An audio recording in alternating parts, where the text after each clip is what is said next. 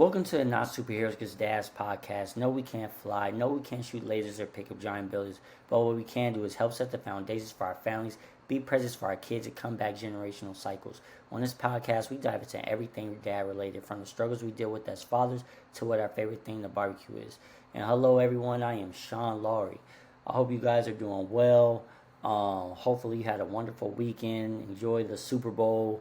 I don't know if maybe went to some Super Bowl parties, had some wings, some pizza, whatever it is. But yeah, and now what? Valentine's is basically around the corner, right? Around the corner. And for me, Valentine, or not even Valentine's, I should say February.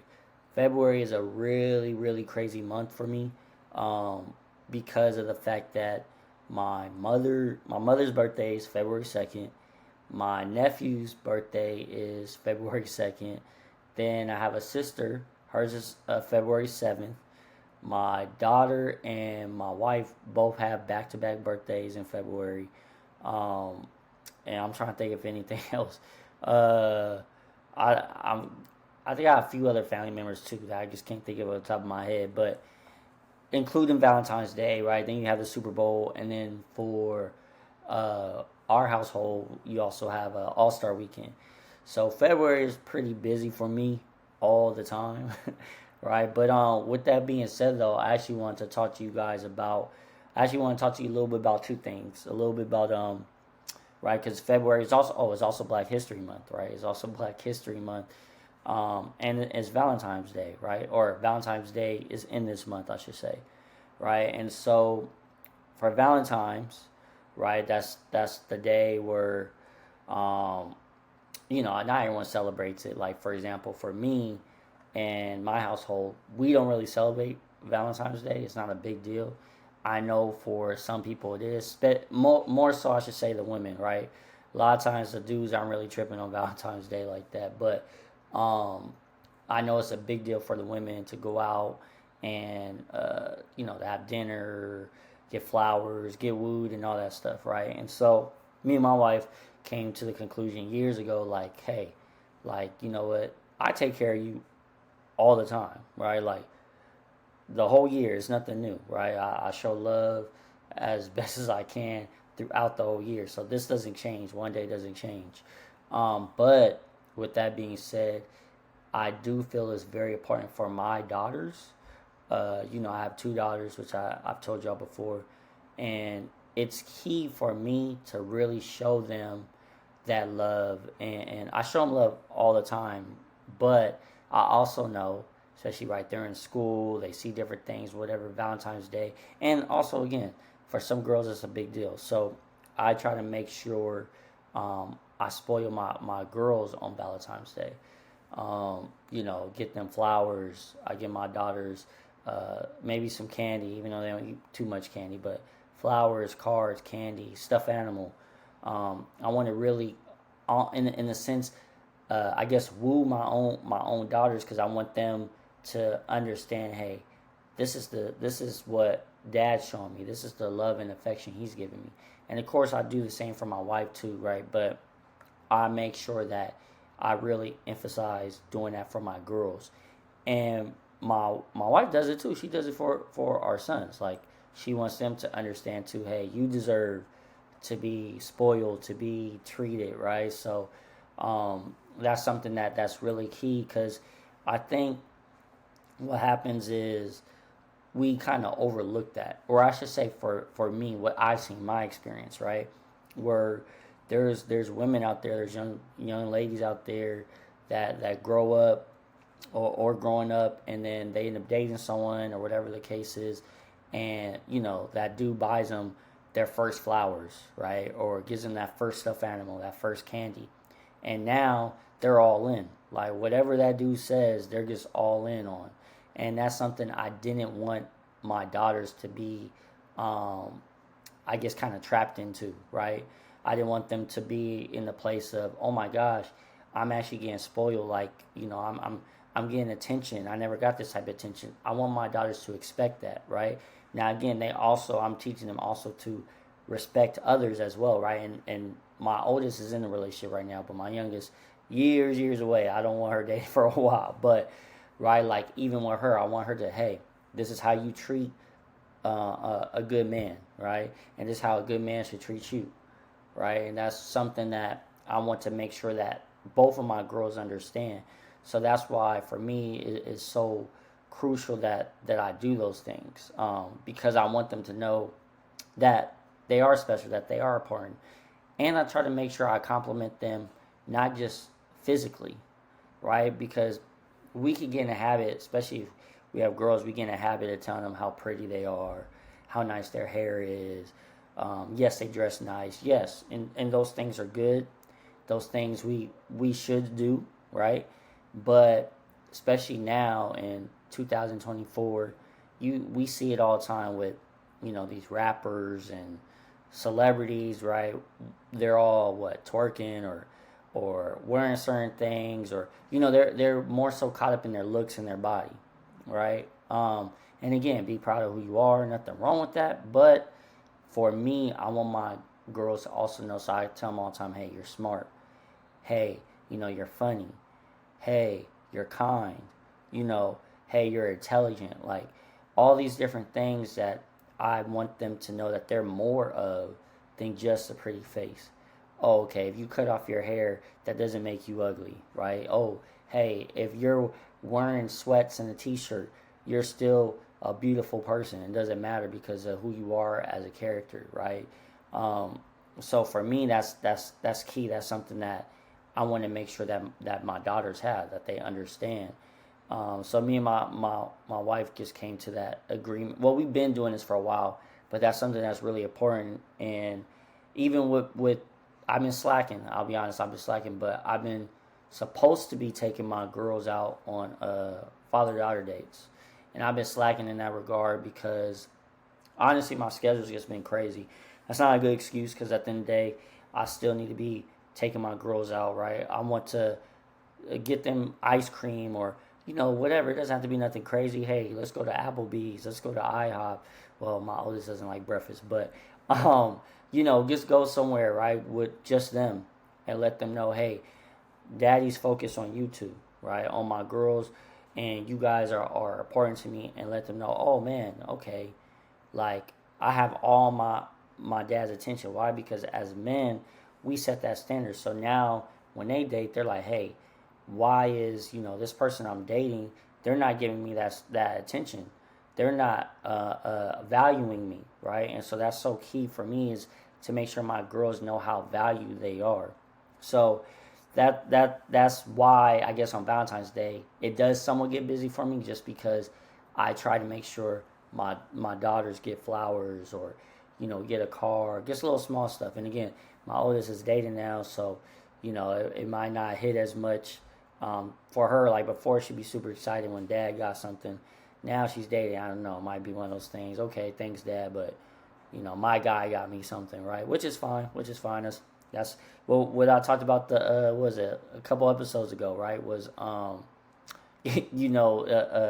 that transitional period to adulthood, right? To adulthood, and oh, real quick.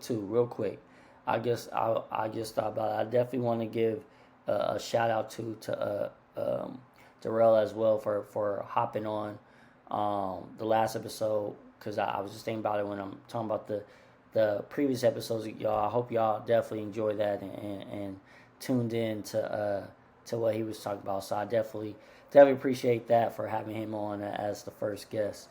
But okay, now I got that out the way.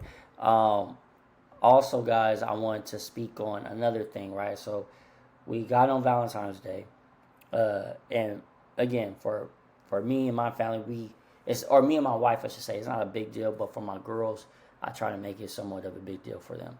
But the thing I want to really talk about now is history, right?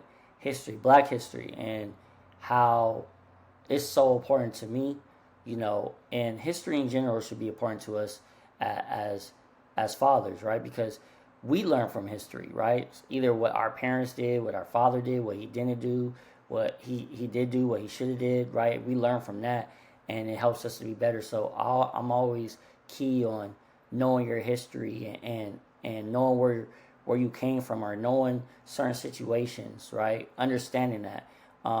Just because at the end of the day you can take different lessons from it. Doesn't mean that has to be your whole identity, but you can take different lessons from that, right? And so, um, for me, I know with my kids, right, the standard for Black History Month is what? Let's talk about Martin Luther King. Let's talk about Rosa Parks. Um, Maybe they might talk about like a little bit of slavery, right? Something like that, but um, they're not really diving into anything when it comes to like real Black history, right? They don't even really dive into like Frederick Douglass, right? And so for me, it's key. That's something that I've been doing too, is making sure I tell my kids about the history, right? About certain things, and not sugarcoating certain things, right? Like with Martin Luther King, yes, they tell you how great he was, the things he did, which he did a lot of amazing things, but they don't tell you about, technically the government is the one that killed off Martin Luther King, right? They don't tell you, what. Actually, they don't even talk about Malcolm X at all. But the funny thing is, with Malcolm X, before he died, his views actually was more so lined up with Martin Luther King. But they don't tell you that either, right? So it's just different things that I feel like it is key in history that we don't talk about.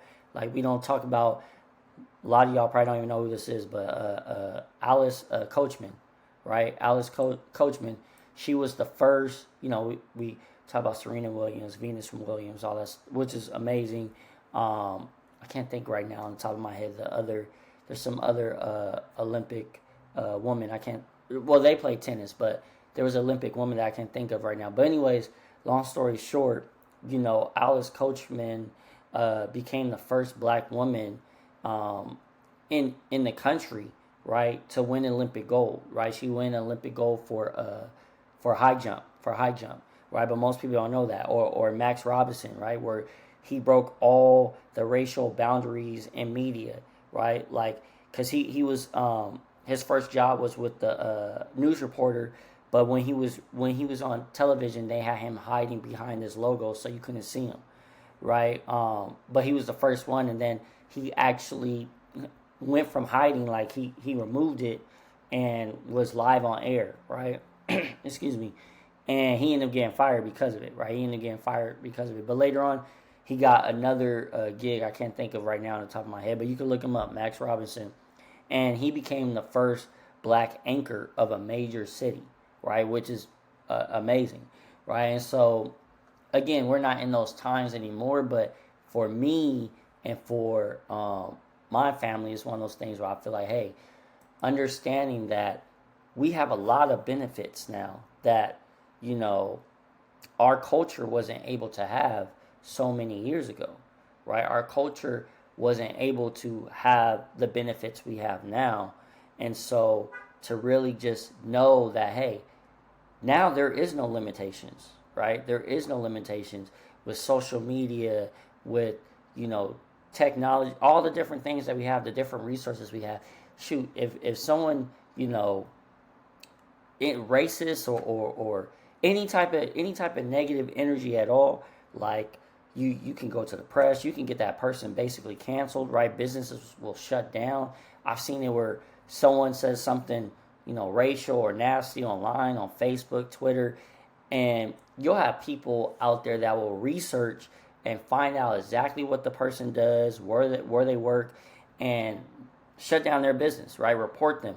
So that's the cool thing now compared to 1948, when Coachman, I think, broke the record. I think it was 1948 when she broke the record, right? Like, we're in a better time. Obviously, yes, there is still racism, and my kids understand that too. But at the same time, hey, that's not something that we should use as why we can't accomplish our goals, right? Because at the end of the day, shoot, Frederick Douglass was technically a slave, I think, 3 times, by himself free, right? So, so it's one of those things where it's like, hey, back then, right, and with less advantages that we have now, they was able to accomplish things. They was able to push through where literally people were hating them, where they were getting death notes, where they were getting, you know, bricks or whatever thrown into their homes, or whatever the case is, all this tension that they was getting, and they still was able to accomplish their goal, right? And with that goal, did it come a price? Yes, they might have, gotten beat up. They might have got unfortunately killed. They might have got criticized. They might have got isolated, but they still was able to accomplish their goals. So for me, it's like I want my kids to understand, because if they was able to do those things through all of that adversity, that should tell you, hey, we are able as well. We're capable to be able to push through whatever adversity to accomplish our goals, right? And so for me, that, like I said, for me, it's just so crucial for my kids to understand the history that we've come from, right? The history that that this country has, right? Because a lot of times they want to erase what actually took place.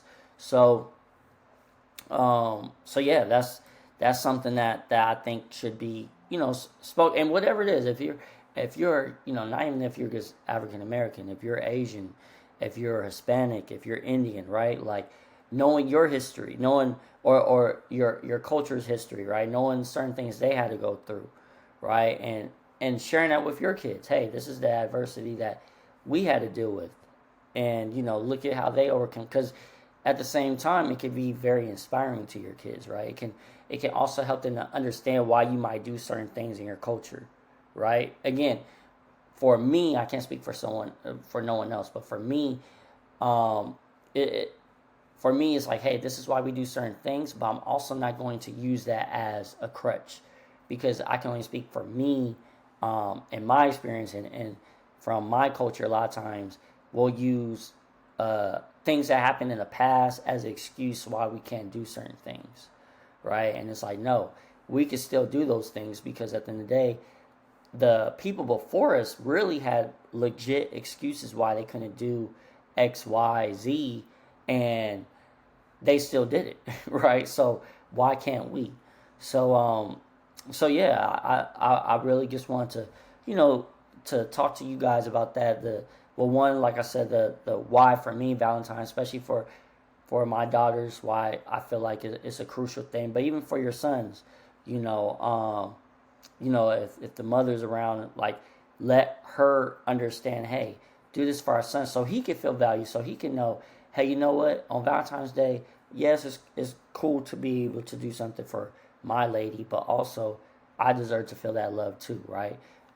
Because as men, I'm sure a lot of y'all know, a lot of women aren't as catering, right? A lot of women aren't as nurturing now. I should say now, like this new generation, like a lot of them aren't necessarily the most nurturing. They're more so, hey, what are you doing for me? Are you paying my bills? Are you, I look good, so that's all that should matter. You should do everything for me, right? And if we were able to have our sons understand as well, like, hey, yes, be nurturing, be a provider, right? But also, you can have someone that's going to help release stress for you, help be able to help you figure certain things out. That's going to really show you love as well, show you that you're also valued, right? I think that's such a big thing for our sons to understand that as well.